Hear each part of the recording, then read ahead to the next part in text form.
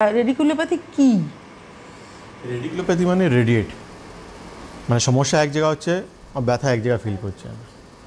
মানে আমার সমস্যা হাতে হচ্ছে কিন্তু তার রুট কজটা হচ্ছে আমাদের ঘাড়ে। আমার পায়ে সমস্যা হচ্ছে, আমার পায়ে জ্বালা হচ্ছে বা আমার পায়ে অবশ হয়ে যাচ্ছে, তার রুট কজ হচ্ছে আমার কোমর। তো একেই বলা হয় রেডিকুলোপ্যাথি, যে সমস্যা এক জায়গা হচ্ছে, লক্ষণ কিন্তু অন্য জায়গায় দেখা যাচ্ছে। আমরা রেডিকুলোপ্যাথি কমনলি তিনটে জায়গায় দেখি আমরা, সেটা হচ্ছে সার্ভাইকালে, থোরাসিক আর লাম্বার, তিনটে আমরা জায়গায় দেখি। Cervical radiculopathy, thoracic radiculopathy and lumber radiculopathy.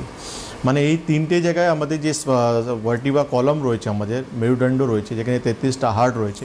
তো এখানে যখন আমাদের যে পাশে যে স্পাইনাল নার্ভগুলো রয়েছে, তার কোনো কারণের জন্য ওটা যখন ওই নার্ভটা যখন ইরিটেট হচ্ছে, তখন আমরা দেখতে পাচ্ছি তার লক্ষণগুলো আমরা হাতে বা পায়ে ফিল করতে পারছি। একেই আমরা বলছি, যখন ঘাড় থেকে হয় তখন আমরা বলি সার্ভাইকাল রেডিকুলোপ্যাথি, যখন কোমর থেকে হয় তখন আমরা বলি লাম্বার রেডিকুলোপ্যাথি। এই রেডিকুলোপ্যাথি হওয়ার কারণটাকে, এর পিছনে কি নির্দিষ্ট কোনো কারণ কাজ করে? অনেক কিছু কারণ আছে, যে আমরা দেখি অনেক সময় আমাদের স্পাইনাল যখন আমরা এমআরআই করি বা এক্সরে রিপোর্ট করি, আমরা দেখতে পারি সেখানে হার্নিয়েশন হয়ে যাচ্ছে বা আমাদের অস্টিওপ্যাথিক চেঞ্জেস আমরা দেখতে পাচ্ছি। বা অনেক সময় আমরা দেখছি ওখানে কোনো ট্রমার জন্য আমরা দেখছি ওখানে আমাদের কিন্তু কোনো নার্ভ এফেক্টেড হয়ে যাচ্ছে, বা আমরা দেখছি সেখানে কম্প্রেশন হয়ে যাচ্ছে, বা আমরা দেখতে পাচ্ছি যখন কোনো ধরনের গ্রোথ হয়ে যাচ্ছে, টিউমার বা এরকম ধরনের কোনো গ্রোথ হচ্ছে, সেখানে কিন্তু আমরা দেখতে পাচ্ছি আমাদের স্পাইনাল নার্ভগুলো কিন্তু সেখানে একটা প্রেশার ক্রিয়েট হচ্ছে। তো ন্যাচারালি যখন আমাদের মানে পুরো স্পাইনে যে কোনো জায়গা যখন কোনো ধরনের আমাদের স্পাইনাল নার্ভে ইরিটেশন হয়, তখন সেই লক্ষণগুলো কিন্তু আমরা হাতে বা পায়ে আমরা দেখতে পারি। সবথেকে ইম্পর্ট্যান্ট এখানে যে স্পন্ডিলিসিসও একটা কারণ হতে পারে, যে সার্ভাইকাল স্পন্ডিলিসিস থেকে বা লম্বার স্পন্ডিলিসিস থেকে এখানে আমাদের এই সমস্যাগুলো আসতে পারে। আচ্ছা, তো এটার জন্য আমাদের আধুনিক জীবনযাপনও কতটা দায়ী? তুমি আধুনিক জীবনযাপনের দায় বলতে গেলে যে আমাদের যে জিনিসটা করা উচিত নয়, আমরা কিন্তু খাওয়া দাওয়াটা সবার আগে দায়ী। খাওয়া দাওয়া একটা ম্যাটার করছে, যেখানে কিন্তু আমাদের ডিসব্যালেন্স হচ্ছে আমাদের দোষগুলো, প্রাইমারি কজগুলো আপনি বলতে পারেন, যেখানে আমি এমন খানপান করছি যেখানে আমরা দেখতে পাচ্ছি যে আমাদের অগ্নিমন্দ হচ্ছে, ডাইজেশন প্রপার হচ্ছে না। তো সেখান থেকে আমরা দেখি আমাদের শরীরে আম তৈরি হচ্ছে, আম তৈরি হয়ে আমাদের যে জায়গায় গিয়ে বসে সেইখানে কিন্তু আমাদের রোগ তৈরি হচ্ছে। তো খাওয়া দাওয়া এখানে একটা কারণ হতে পারে, যেই জন্য কিন্তু আমাদের শরীরে বাত বাড়ছে বা পিত্ত বাড়ছে বা কাফ বাড়ছে। সেকেন্ড হচ্ছে আমরা খুব বেশি হেভি ওয়েট তুলছি।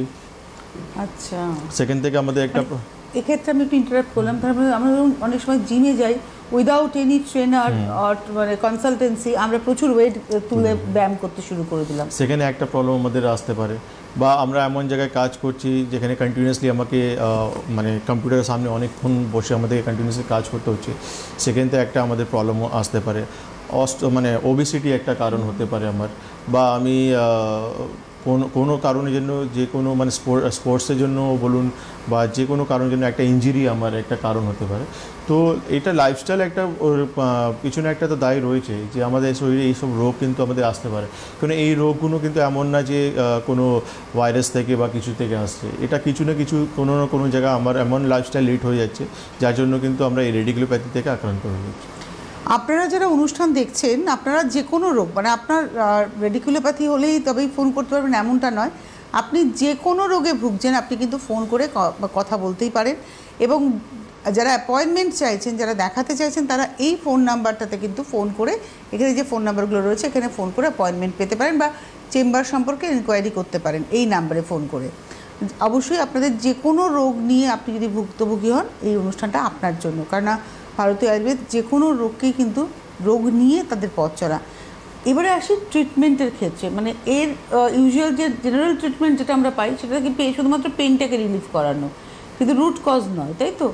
সেক্ষেত্রে দাঁড়িয়ে আয়ুর্বেদ কীভাবে ট্রিটমেন্ট করছে? দেখুন, এখানে সবথেকে ইম্পর্টেন্ট রয়েছে আমাদেরকে যে জানতে হবে যে কোন মানে নার্ভগুলো আমাদের এফেক্ট হচ্ছে বা কোন পার্টটা আমাদের এফেক্ট হচ্ছে, মানে সার্ভাইকাল থেকে প্রবলেমটা হচ্ছে না লাম্বার থেকে আমাদের প্রবলেমটা হচ্ছে। কেন থোরাসিক প্রবলেমটা খুব রেয়ারলি আমরা পাই, কিন্তু সার্ভাইকাল অ্যান্ড লাম্বার আমরা খুব বেশি পাই।